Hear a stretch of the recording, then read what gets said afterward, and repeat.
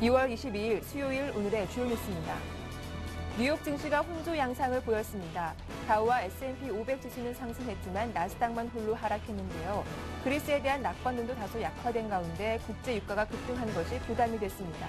다우 지수는 장중 한때 13,000선을 돌파했지만 종가까지 지켜내지는 못했습니다. 그리스가 2차 구제금융 승인으로 디폴트 위기에서 벗어났지만 유럽 증시는 일제히 하락했습니다. 독일 닥스 지수는 0.58% 내렸고 프랑스 까크 지수는 0.21% 하락했습니다.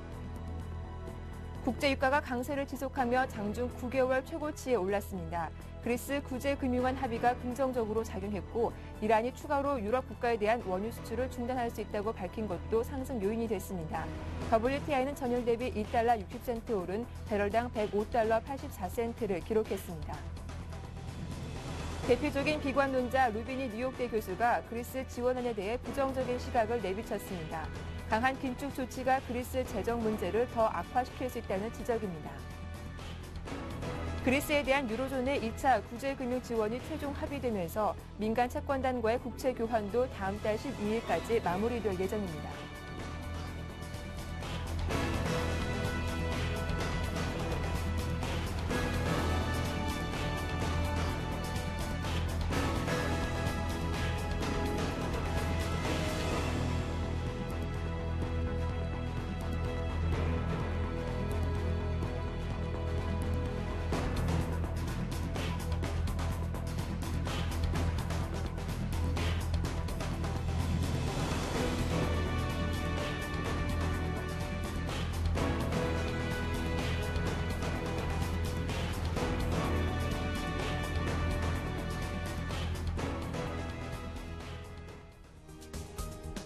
안녕하세요. 굿모닝 대박 예감 박미라입니다.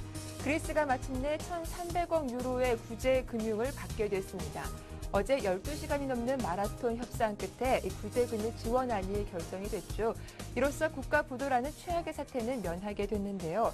이렇게 구제금융 지원안이 최종 합의되면서 민간 채권단과의 국채 교환도 다음 달 12일까지 마무리될 것으로 보입니다.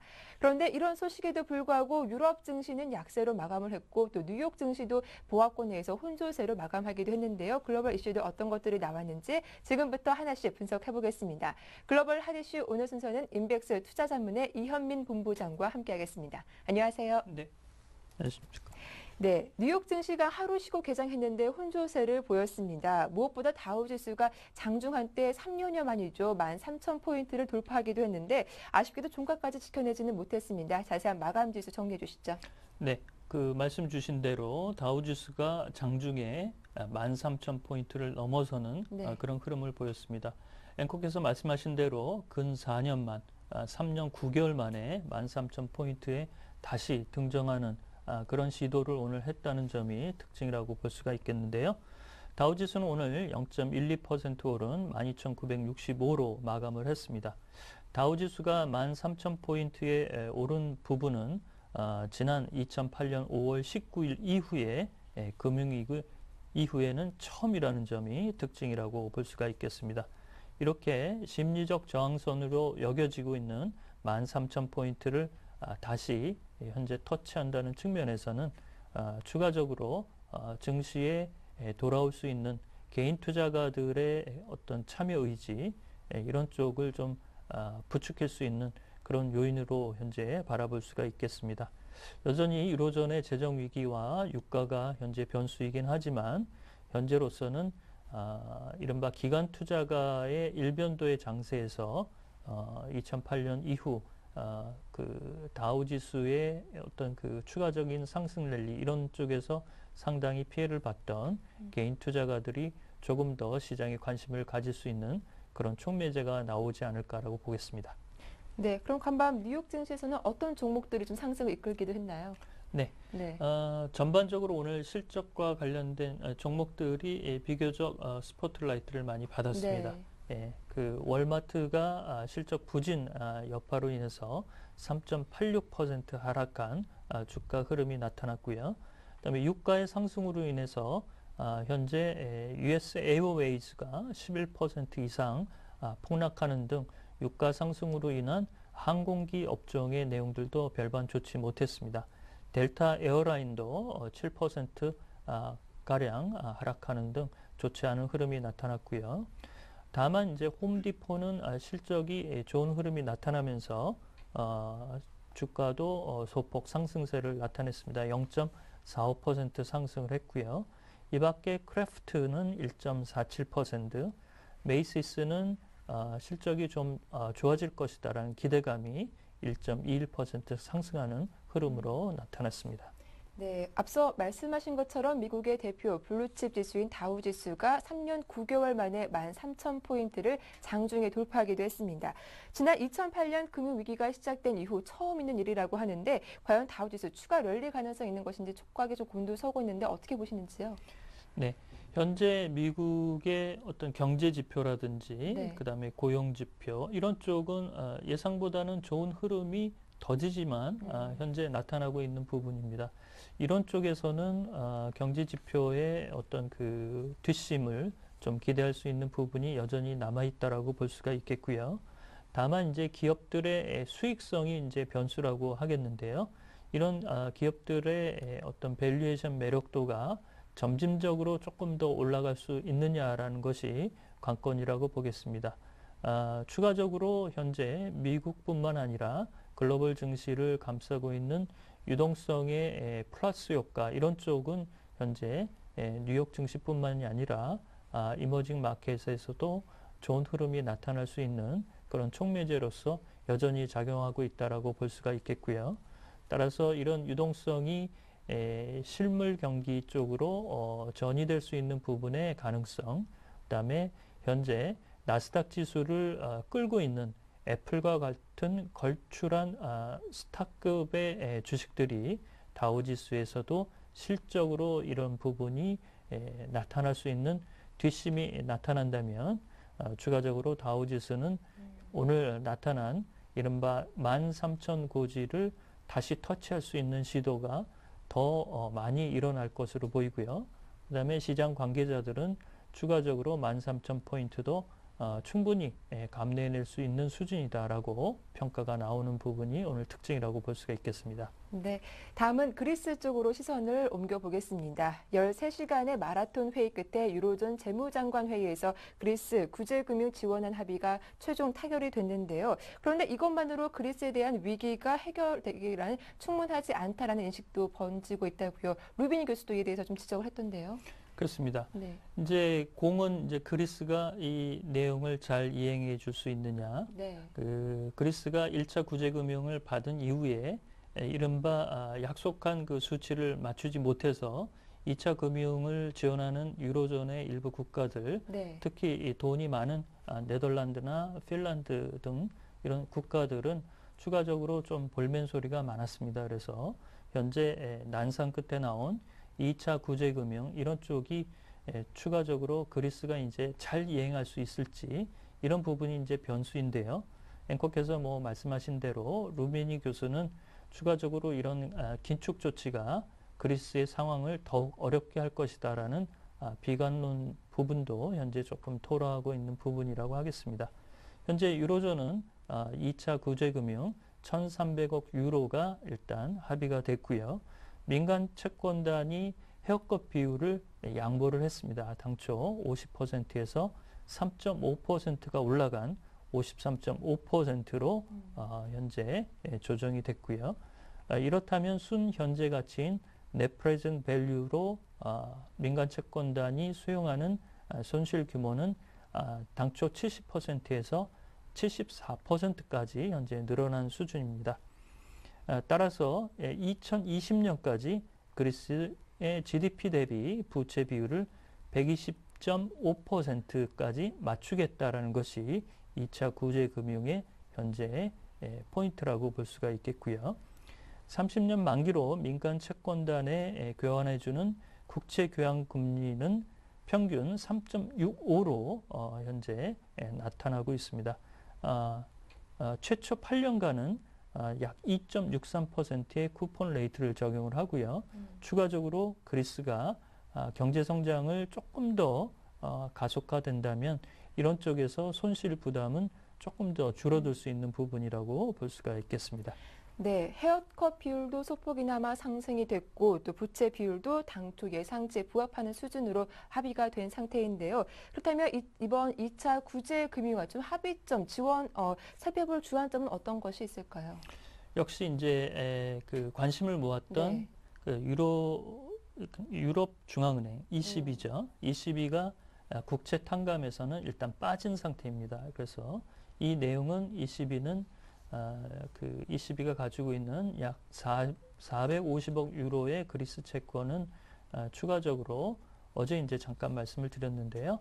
새로운 그 국채로 교환을 하면서 여기서 나오는 수익은 유로존 중앙은행에 나눠주는 쪽으로 그리스를 지원하는 쪽으로 현재 가닥을 잡았다라고 볼 수가 있겠고요. 그다음에 특별 개정에서 그 구제금융 자금을 전반적으로 감시 감독하는 기능을 EU 쪽에서 그 시행하겠다라는 부분은 역시 그대로 현재 지켜진 부분입니다. 현재 남은 일정은 독일이 27일 날 현재 구제안 표결 처리가 남아 있고 EU 국가 중 유로존 국가 포함해서 네덜란드와 핀란드가 이런 구제금융의 내용을 표결 처리할 수 있는 부분이 좀 남아 있다는 점이 변수라고 볼 수가 있겠는데요. 현재까지는 뭐 무난하게 현재 그 합의와 관련된 내용을 준용하는 수준에서 그 표결 처리가 순조롭게 이어지지 않을까라고 관측이 되고 있습니다. 네, 또 국제통화기금에서도 2차 구제금융의 한 전체 자금 규모의 10%만 지원할 뜻을 밝히면서 향후 재원 마련을 두고도 논란이 있는 상태인데요. 자세한 내용 좀 이어서 들어보겠습니다. 네, 어제도 이제 잠깐 말씀을 드렸는데요. 1차 구제금융 때는 IMF가 상당히 많은 금액을 지원을 했습니다. 네. 약 3분의 1 정도 수준인데요. 2차 구제금융에서는 약 130억 유로, 그러니까 1,300유로의 10%. 네. 어제 이 시간을 통해서 말씀드렸다시피 이 정도 금액으로 픽스가 됐습니다. 그래서 약 130억 유로를 현재 지원할 것으로 예상이 되고 있고요. 이외에 이제 일정으로는 3월 1일 날 EU 정상회담에서 추가적인 ESM과 그다음에 유럽재정 안정기금 이런 쪽에 이제 충원 내용들 이런 쪽에 이제 협의가 있을 내용이고요. 이렇게 구제금융이 무난하게 별 탈 없이 지원이 된다고 한다면 3월 20일로 예정된 그리스의 국채 차환 약 145억 유로의 내용도 뭐 무난하게 롤오버가 되지 않을까라고 현재 보고 있습니다. 네, 그렇다면 그리스 관련 향후 일정들은 어떻게 진행되나요? 네, 지금 말씀드린 내용들이 뭐 대부분이라고 볼 수가 있겠고요. 이제 추가적으로 이제 IMF가 24일과 26일 약 2, 3일간 멕시코 시티에서 열리는 현재의 IMF와 관련된 G20 회담에서 추가적인 IMF의 재원 충원 문제 이런 쪽이 잘 내용이 이어진다고 한다면 IMF가 좀 더 추가적인 그리스나 현재 이탈리아 그다음에 스페인과 포르투갈 등 현재 피그스 국가들의 지원 내용들 이런 쪽의 내용들도 그 기금을 통해서 전반적으로 조금 더 목소리를 좀 낼 수 있는 그런 여건으로 될 수 있다라고 현재 전망이 되고 있는데요. G20 회담에서 IMF가 재원 충원 이런 쪽에서는 현재 그 가능성을 뭐 조심스럽게 낙관적인 전망이 조금 더 올라오지 않을까라고 보겠습니다. 네, 이어서 유럽 증시 마감 상황도 정리를 해보겠습니다. 그리스 구제 금융안이 합의했다라는 소식에도 불구하고 유럽 주요국 증시는 약세로 보였더라고요. 네, 2차 이 구제 금융을 그리스가 잘 이행할 수 있을 것인가 이런 쪽에 이제 의구심이 나타나면서 비교적 재료의 소멸에 따른 이른바 시세 차익을 좀 실현하는 매도 물량도 조금 가세가 된 것으로 보입니다. 독일의 닥스 지수는 0.58% 하락을 했고요. 영국의 FTSE 지수는 0.29% 하락세, 프랑스의 깍그 지수도 0.21% 하락을 했습니다. 유로존의 2월 소비자 신뢰 지수가 1월보다는 조금 개선이 됐고 유럽의 국채 시장의 내용들이 크게 안정세를 가져갔지만 비교적 이 그리스의 향후 숙제로 남겨진 부분이 잘 이어질 수 있을지 이런 쪽에 약간의 의구심이 그 지수를 조금 끌어내린 요인이라고 볼 수가 있겠습니다. 종목별로 조금 더 살펴드리면 그리스에서는 그리스 내셔널 은행이 9.5% 비교적 좀 크게 하락을 했고요. 독일의 코메르스 방크도 0.6% 하락세, 도이치뱅크도 2.5% 하락하는 등 은행주의 흐름이 좋지 않았습니다. 프랑스에서는 슈나이더 그룹이 3.2% 하락했고요. 툴로우 오일은 유가의 움직임에도 불구하고 3.6% 하락하는 등 전반적으로 하락세가 조금 짙은 그런 분위기에서 벗어나지 못하는 흐름이었습니다. 네, 다음 소식은 유럽연합이 주식과 국채 그리고 CDS에 대해서 네이키드 공매도를 금지하는 방안을 최종 승인했다고 합니다. 11월부터죠, 전면 금지되는 게. 네, 그렇습니다.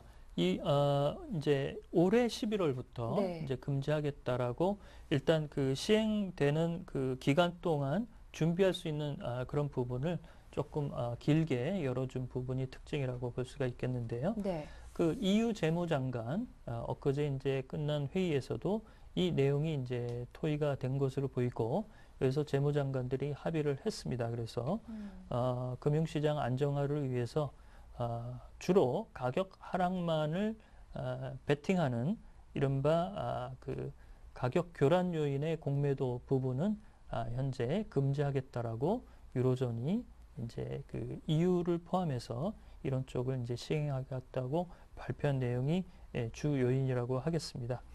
따라서 올해 11월부터 현재 적용이 돼서 다만 이제 기관 투자가나 개인들이 보유하고 있는 주식과 채권 이런 경우에는 이제 공매도가 허용이 되지만 그 기관 투자가나 개인들이 보유 채권이나 주식이 없이 공매도를 먼저 시행하는 것은 일단 막겠다라는 부분이 특징이라고 볼 수가 있겠습니다. 네, 이어서 상품시장 마감 상황도 정리해 보겠습니다. 국제 유가가 9개월 만에 최고치로 올라서기도 했습니다. 크게 올랐는데 어떻게 마감됐는지 국제 유가와 함께 금값 마감 소식도 전해주시죠. 네, 유가는 오늘 2.5% 오르면서 강세 기조를 계속 가져가고 있습니다. 유가의 움직임은 역시 이란과 이라크 현재 미국의 어떤 그 핵과 관련된 문제들 이런 쪽에서 별반 현재 진전이 없고 이란이 계속 현재 으름장을 놓고 있는 이런 분위기라고 볼 수가 있겠는데요. 특히 헤지펀드들도 최근 유가의 베팅에 상승세에 베팅하고 있다는 점 이런 점이 특징이라고 하겠습니다. 서부 텍사스산 원유는 배럴당 105달러 84센트로 장중에는 106달러까지 터치를 했고요.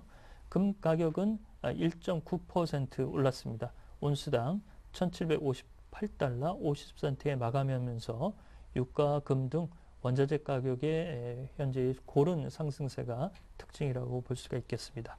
네, 국제 유가가 9개월 만에 가장 높은 수준까지 올라갔다라는 소식 전해드렸는데 앞으로도 좀 추가적으로 상승할 여력이 있다고 보시나요? 그렇습니다. 네. 최근에 그 증시뿐만 아니라 이런 그 원자재, 구리나 주석, 알루미늄, 금, 그 다음에 유가, 특히 이제 유가는 불확실성과 관련된 이란의 현재 이런 부분까지도 가세가 되면서 전반적인 유동성의 흐름이 이런 상품 시장에서 크게 현재 움직이고 있는 상황입니다. 따라서 현재 이런 그 유가가 계속 올라간다고 한다면 특히 이제 유류를 많이 수입하는 중국이나 일본, 그다음에 한국을 포함해서 인도 등 이런 쪽에 이제 인플레 요인이 다소 복병이 계속 지속된다라고 볼 수가 있겠습니다. 네, 끝으로 오늘 밤 주요 일정도 정리해 주시죠. 네, 주요 일정은 두 가지를 말씀을 드리겠습니다. 추가로 발표될 내용들은 먼저 주간 모기지 협회에서 발표하는 모기지 신청 지수가 발표가 되는데요.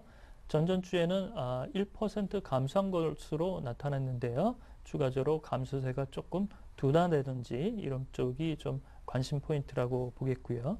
1월 기존 주택 매매도 발표가 됩니다. 12월은 461만 채였는데요.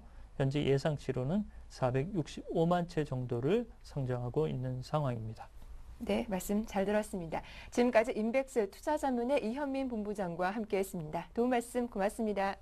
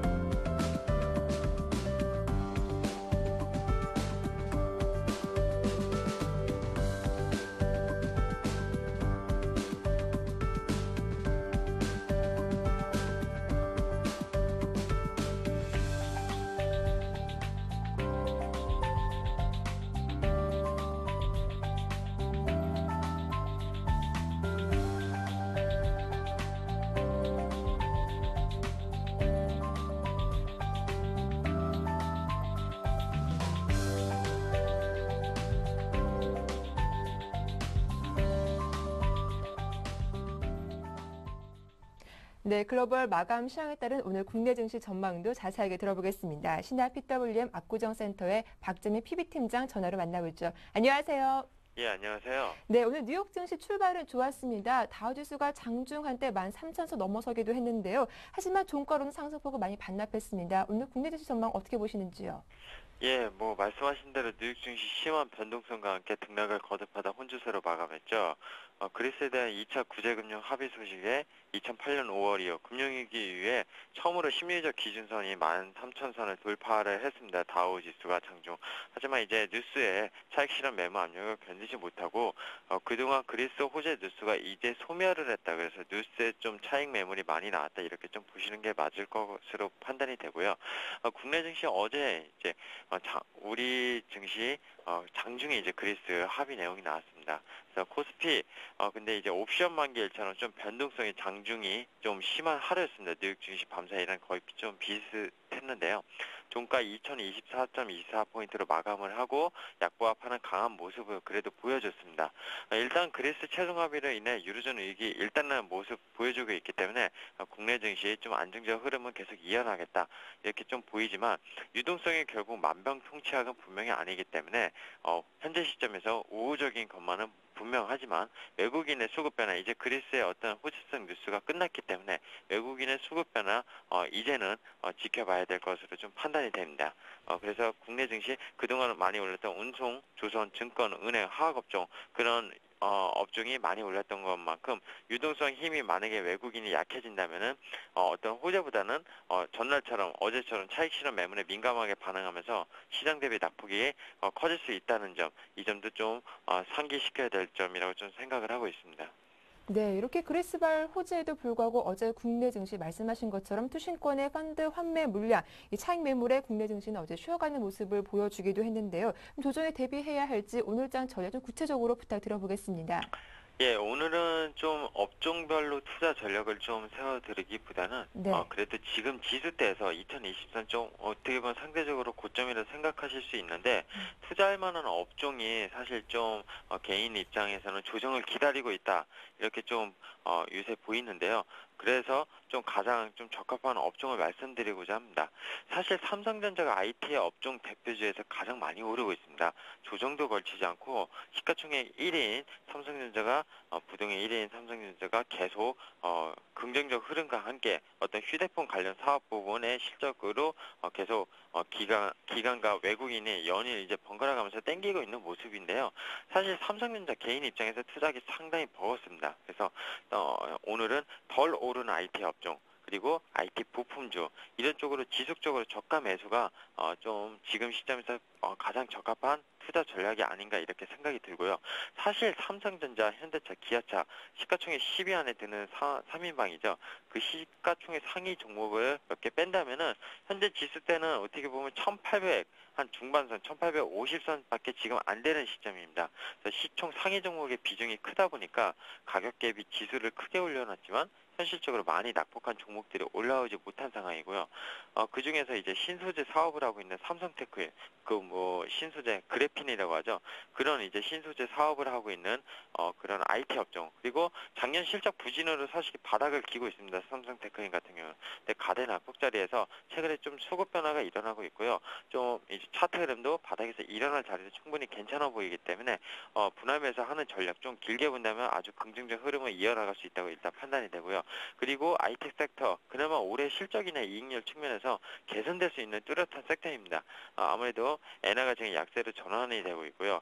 그리고 지금 국내 이제 원화도 같이 좀 강세로 돌아서서 또 IT 이제 수출주에 좀 우려가 있긴 하지만 그나마 이익률 개선에서 좀 좋아지고 있다. 이렇게 좀 개선이 되고 있다. 이렇게 보고 있기 때문에 그리고 앞서 말씀드린 대로 휴대폰 관련 IT 부품주는 계속적으로 성장성이 돋보이게 좀 보이고 있기 때문에 노리실 필요가 있겠습니다. 그리고 한 가지 더 말씀드리면 유동성 확대 정책으로 글로벌 자금이 이머징 시장으로 들어오는 것은 분명합니다.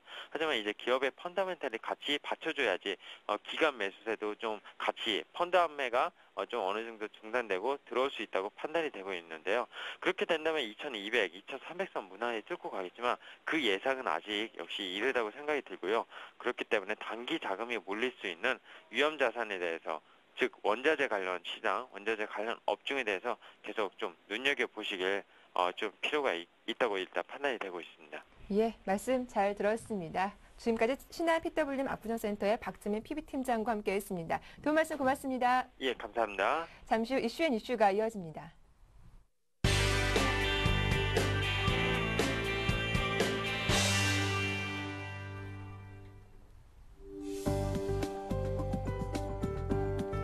유로존 재무장관들은 벨기에 브뤼셀에서 13시간에 걸친 마라톤 회의 끝에 그리스에 1,300억 유로, 우리 돈 190조 원을 지급하기로 최종 합의했다고 발표했습니다. 오는 3월 초 총부채 상환 비율 규제 완화를 포함한 부동산 부양 대책이 나올 것으로 보입니다. 새누리당이 4.11 총선을 앞두고 DTI 규제 완화 등 부동산 시장 활성화 대책을 정부에 강력하게 주문하고 나섰고 여기에 정부도 봄 이사철과 맞물려 부동산 정책을 재검토하기로 했습니다. 오는 4월부터 기업들은 의결권이 없는 보통주를 비롯한 다양한 종류의 주식을 발행할 수 있게 됩니다. 한국거래소는 상법 개정안 시행에 맞춰 상장 규정 개정 작업을 이달 안에 마무리할 계획입니다. 대형 손해보험사들이 이달 안에 자동차 보험료를 평균 2.3% 내리는 방안을 발표할 것으로 보입니다. 보험개발원의 보험료율 검증이 끝나면 이달 안에 보험료 인하를 발표하고 4월부터 인하된 보험료를 적용할 방침입니다.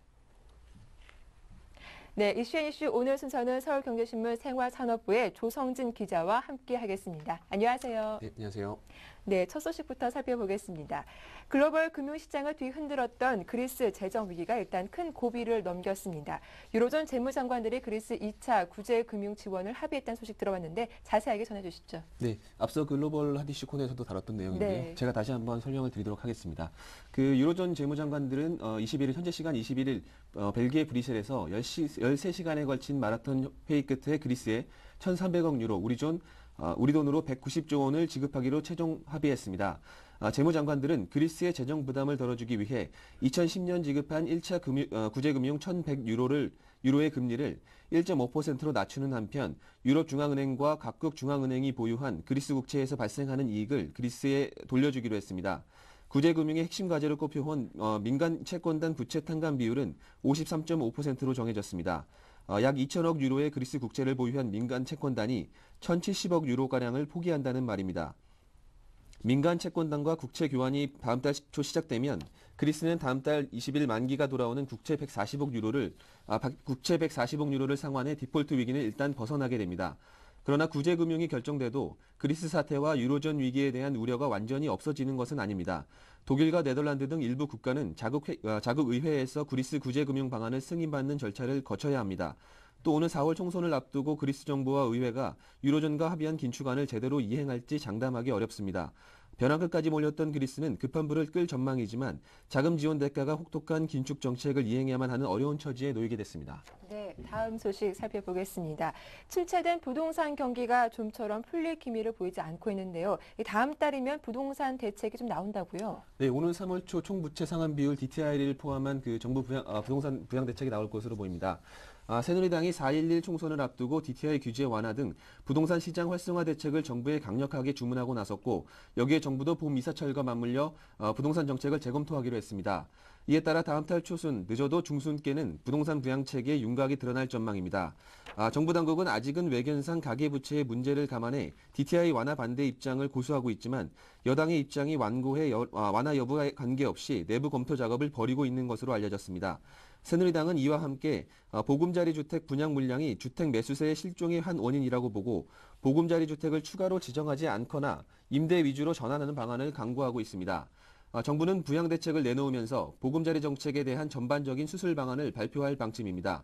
국토해양부는 보금자리 주택의 기본 틀은 유지한 채 제도 시행 과정에서 제기된 문제점을 보완할 계획입니다. 민간 시장 위축을 최소화하기 위해 분양 대신 임대주택의 비중을 높이고 주택 역시 중형을 줄이고 소형을 늘리는 쪽으로 개선 방안을 마련하고 있습니다.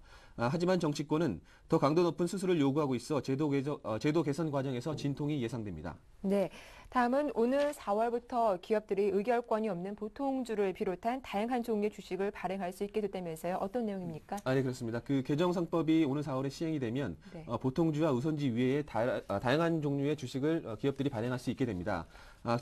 지금까지 기업들은 의결권 있는 보통주와 주식 이자 배당을 더 받을 수 있는 우선주만 발행할 수 있었습니다. 앞으로는 기존 보통주와 배당 등의 조건은 같지만 의결권 행사를 제한하거나 없앤 보통주의 발행이 가능해지고 배당 금액이 회사의 특정 사업 부분 실적에 연동되는 트래킹 주식도 발행할 수 있습니다. 또 상환 주식의 경우 현재 현금으로만 상환할 수 있지만 유가증권 등 다른 현물로도 상환이 가능해집니다. 회사와 투자자의 결정에 따라 조건이 다른 다양한 형태의 주식이 나올 수 있는 환경이 마련된 셈인데요. 이들 주식들도 기존 우선주처럼 증시에 상장돼 투자자들이 사고 팔 수 있게 됩니다. 이렇게 되면 기업 입장에서는 자금 조달 방식을 다변화할 수 있고 투자자들도 투자처가 다양해지기 때문에 긍정적이라는 평가가 나오고 있습니다. 다만 발행할 수 있는 주식이 다양해진다고 해서 당장 이런 주식의 발행이 급격히 늘지는 않을 것으로 보입니다. 일부에서는 주식이 다양해지는 데 따른 우려의 목소리도 제기되고 있습니다. 이들 주식이 상장될 경우 기존 우선주처럼 가격 이상 급등 현상이 나타나는 등 시장을 왜곡할 수도 있기 때문입니다. 포이즌 필과 같은 경영권 방어 수단으로 악용될 소지도 있습니다. 만약 합병이나 임원 선임 등 사안의 의결권을 제한하거나 배제할 경우 적대적 인수합병 방어 수단으로 활용될 수 있다는 얘기입니다. 예, 마지막 이슈입니다. 4월부터 자동차 보험료가 평균 2.3% 인하될 것으로 보인다고요. 네, 금융당국과 손해보험업계에 따르면 그 삼성화재와 동부화재 등 대형 손보사들은 평균 2%포인트대로 그 자동차 보험료를 낮추는 방안에 대한 검토를 마쳤고 보험개발원에 요일 검증을 의뢰했습니다. 요일 검증 절차 등이 마무리되면 4월 자동차 보험 가입자부터 내린 보험료를 적용받게 될 것으로 예상됩니다. 이번 자동차 보험료 인하는 손보사의 순이익 증가와 금융감독당국의 보험료 인하 압박이 어우러진 조치로 풀이됩니다. 예, 말씀 잘 들었습니다. 지금까지 이슈앤이슈 오늘 순서는 서울경제신문 생활산업부의 조성진 기자와 함께했습니다. 도움 말씀 고맙습니다. 네, 감사합니다. 이어서 이슈앤진단 함께하겠습니다.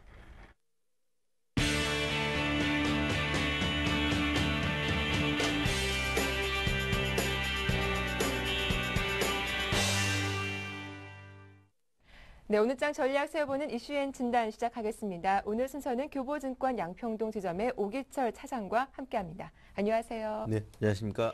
예, 먼저 어제장 흐름부터 정리를 해보겠습니다. 어제 코스피 지수는 좀 보합권 내에서 혼조세를 보였습니다.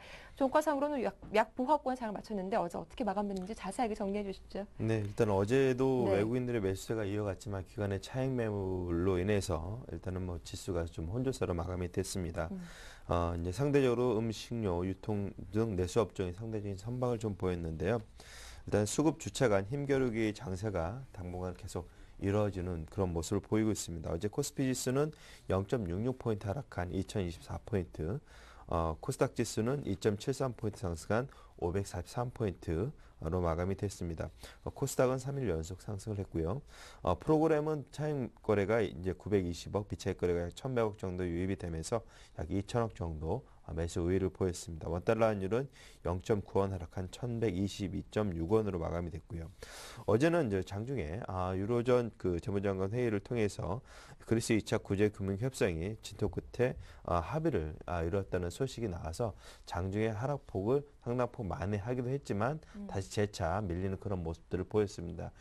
이미 어느 정도 지수에 선반영됐다는 그런 측면들이 좀 많이 강했던 것 같은데요.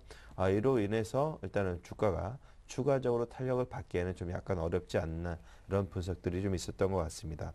네. 전반적으로 시장들 펀드 환매 등 차익 실현 매물로 인해 3월 중순께까지는 속도 조절 구간이 좀 이루어질 그런 전망들이 좀 우세한 가운데 지수는 당분간 2000에서 2050선 그런 박스권을 이루는 그런 흐름들을 좀 전망해 볼 수 있을 것 같습니다. 예. 일단 차익 실현 매물이 어제장 좀 부담 요인이었다라고 말씀해 주셨는데요. 어제장에서 또 빼놓을 수 없는 부분이 삼성전자입니다. 삼성전자가 또 장중에 신고가를 다시 한번 경신하는 그런 모습을 보여주기도 했고 또 국제유가 급등 소식에 항공과 조선주는 부진한 모습을 면치 못했습니다. 어제장 특징주들 한번 정리해 볼게요. 예, 일단은 어제 뭐 일단 말씀하신 대로 네. 요즘은 삼성전자 원톱 시대입니다. 네. 예전은 뭐 같이 뭐 자동차 차화정 이렇게 하면서 두세 개 정도로 업종별로 이렇게 상승을 이끌었는데요. 최근에 지수 상승 보게 되면 삼성전자만 주식인 듯이 계속해서 상승하는 모습을 보이고 있습니다. 삼성전자가 최고가를 격신했는데 119만 8천 원, 거의 120만 원에 근접하는 그런 모습을 보였습니다. 반면에 유가 등이 급등을 하면서 대한항공과 아시아나항공 항공업종들이 실적 부담, 유가 상승 부담이 겹치면서 6%대, 4%대 하락을 보였고요. 신공항 관련주로 언급됐던 영화금속, 영흥철강 등은 이틀 연속 상한가를 가는 그런 모습을 보였습니다. 어제는 이제 그 신규 상장한 종목이 있었는데요. 사라민 H라는 종목인데 공모가 5,000원인데 상한가 후에 기록하면서 11,500원에 마감되는 그런 기염을 토하기도 했습니다. 안철수 연구소가 11% 상승했습니다. 안철수 연구소 지분 매각 완료 소식이 나타나면서 일단 주가가 그동안 억눌렸던 자리에서 강하게 반등하는 그런 모습을 보였고요. 골프존이 이제 신제품 반응이 좋다는 분석이 나오면서 약 5% 정도 상승하는 모습을 보였습니다. 전일 강세 업종은 자동차 업종, 기아차, 현대차 등이 1%대의 상승을 보였는데요. 유럽 등 해외 진출 판매 효과 기대의 강세가 예상이 됐고요. 유통주, 롯데쇼핑, 현대백화점, 현대홈쇼핑 등이 2에서 3% 정도의 상승을 보였습니다. 반면 반면 이제 이와 관련된 업종들 외에 나머지 업종들은 좀 보합권 정도 선에서 마무리되는 그런 모습을 보였습니다. 네, 이제 오늘 전략 세워볼 텐데요. 간밤 뉴욕 증시에서는 다우지수가 장중한테 13,000포인트 돌파하기도 했습니다. 하지만 13,000선 저항에 부딪히면서 종가로는 또 상승폭을 많이 줄인 채 마감하기도 했는데 오늘 국내 증시는 또 어떤 전략이 필요할까요? 일단 뭐 국내 증시 네. 어제 이제 그 선반영하는 모습들 보게 되면 네. 야간 선물 같은 경우 소폭 조정해서 마감이 됐거든요. 국내 시장도 일단은 소폭 조정해서 일단 출발할 것으로 예상이 되는데 그럼에도 불구하고 유럽 등 대외 불확실성이 완화가 됐고요. 이러한 소식들에 힘입어서 외부 변수는 그다지 크게 악재로 작용하지는 않을 것 같습니다. 다만 최근에 유가가 급등을 하고 있습니다. 어제 WTI 기준으로 105달러를 돌파를 하기도 했는데요. 원화 강세가 지면서 유가 강세도 나타난다면 일정 부분 상쇄를 할 수 있겠지만 그렇지 않다 그러면 고스란히 국내 기업들의 영업이익 손실 감소로 이어질 것으로 보여져서 1분기에서 2분기도 역시 실적이 안 좋을 가능성이 있습니다. 이 점은 좀 유의하셔야 될 것 같습니다. 일단은 지금 수급 주체별로 매매 동향을 한번 좀 살펴보셔야 될 것 같은데요. 전일 코스피 지수는 강한 저항대를 맞아서 숨고르기 흐름을 나타내고 있습니다. 최근의 흐름을 보게 되면 기관 매도 대 외국인 매수로 압축을 할 수 있을 것 같은데요. 각각의 매도 강도와 매수 강도도 같이 약화되는 모습입니다. 어제 기관이 매수한 것은 코덱스 인버스죠. 주가가 하락 시에 일단은 해지할 수 있는 모습을 갖춰가는 것 같고요. 매도는 삼성전자와 코덱스 레버리지를 매도를 일일이 하고 있습니다. 반면에 외국인들은 시가총액 상위 종목인 삼성전자, 현대차 등을 매수를 하고 있는 모습을 보였을 때 외국인들은 지금 지수대에서 크게 끌어내릴 만한 그런 마음은 없는 것 같고요. 기관 쪽은 차익 매물을 점증하면서 지수 하락에 대비하는 그런 모습을 좀 보이고 있어서 당분간 양쪽의 힘겨루기가 좀 더 이어질 것으로 보여지고 있습니다. 유동성이 꾸준히 유입이 되고 있어서 우상향 관점은 좀 유지할 수 있을 것 같습니다. 올 들어 17일까지 외국인들의 주식 매수 규모가 약 10조 원 정도에 육박을 하고 있습니다.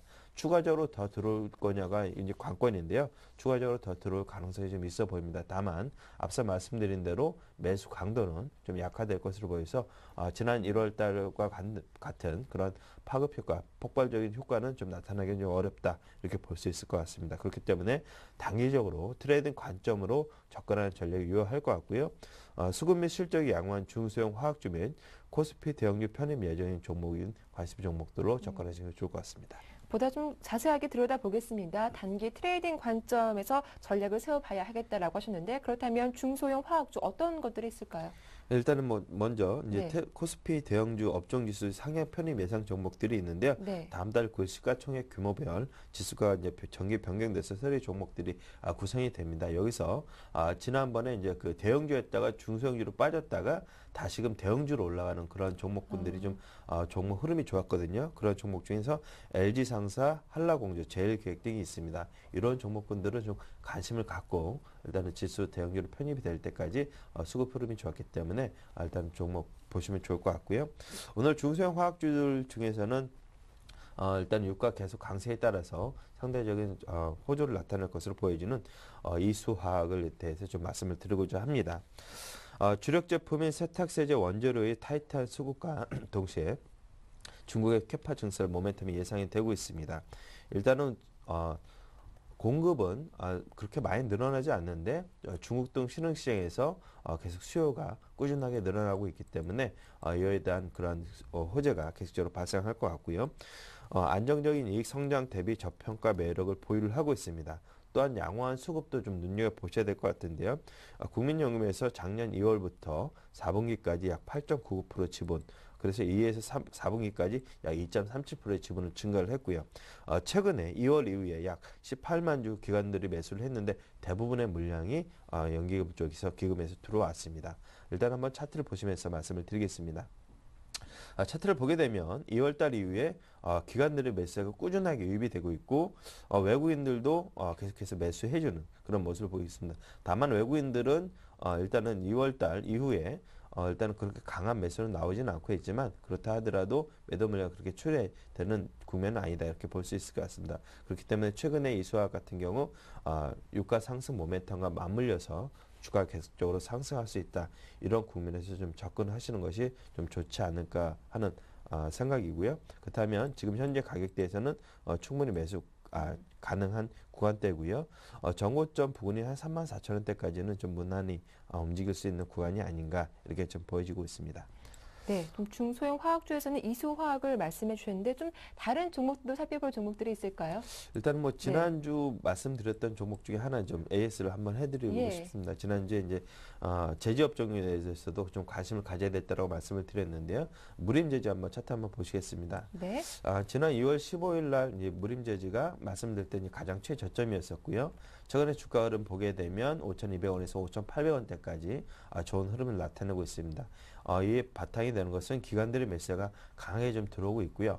이런 바탕들은 일단은 그 제지주 펄프 가격들이 올해 일단은 안정적으로 상향할 것으로 보여지면서 무림 PMP의 호재로 작용할 것으로 보여져서 일단 뭐 지난주에 뭐 5,200원 정도 선에서 매수하신 분이라 그러면 꾸준하게 가져가시는 홀딩 전략을 취해 주시는 것이 좀 좋을 것 같습니다. 네, 무림 PMP 전에 추천하셨던 종목이기도 한데요. 이 종목 AS도 들어봤고 오늘 새롭게 추천하신 이수화학도 관심 있으신 분들 대응 전략 잘 참고하시면 좋겠습니다. 이슈엔 진단 지금까지 교보증권 양평동 지점의 오기철 차장과 함께했습니다. 도움 말씀 감사합니다. 네, 감사합니다. 네, 굿모닝 대박 예감 1부 순서는 여기서 마치겠습니다. 저희는 잠시 후 2부로 인사드리겠습니다. 함께해 주셔서 고맙습니다.